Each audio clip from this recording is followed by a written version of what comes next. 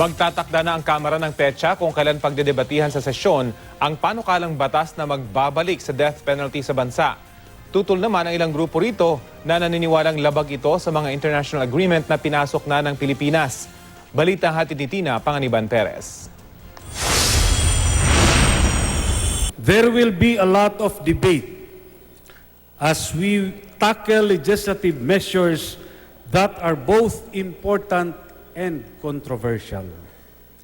To name a few, we have the death penalty bill, the lowering of criminal age of responsibility, the reform of the National Internal Revenue Code, and the call for the drafting of a new constitution. Isa ang death penalty sa mga priority bill ng Kamara ngayong taon. Yan ang sinabi ni House Speaker Pantaleon Alvarez sa kanyang New Year message sa pagpapatuloy ng first regular session ng 17th Congress. Isa si Alvarez sa mga naghain ng death penalty bill sa Kamara. Nakalusot na ang panukala sa Committee on Justice. Hinihintay na lang na makalendaryo para mapagdebatihan sa sesyon. Kasama sa ipinapanukalang patawan ng parusang kamatayan ay mga krimeng konektado sa droga, sa paraang bitay, firing squad o lethal injection.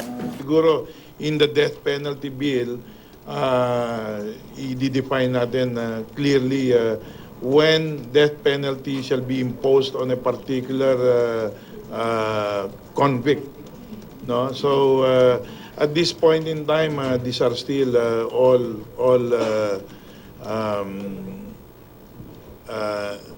not yet policy at this point in time. Target ng chairman ng House Committee on Justice na mailusot ang death penalty bill sa ikatlot huling pagbasa ngayong Mayo bago magtapos ang first regular session ng Kongreso. Pero ang mga kontra sa panukala, naniniwalang malabong mangyari ito. Well, good luck to the leadership of the supermajority. But as you know, they postponed the voting before the Christmas break because they were not certain of the votes. And I think the lull has given those opposing the death penalty more time. Sa Senado, tatalakayin pa lang ng Committee on Justice ang panukalang death penalty. Sa Hunyo pa malalaman kung lulusot ito o hindi. Ang kinaganda dito sa Senado, sa iba is it's non-negotiable. Hindi po pwedeng ipakiusap yung kanilang stand against the death penalty. I'm against, but I keep an open mind in order to support the President. Ang grupong Anti-Death Penalty Asia Network o ADPAN, sinabing di lang daw labag sa mga pinasok na international na kasunduan ng Pilipinas ang death penalty, wala rin daw patunay na pumipigil ito sa krimen. Tina Panganiban Perez, GMA News.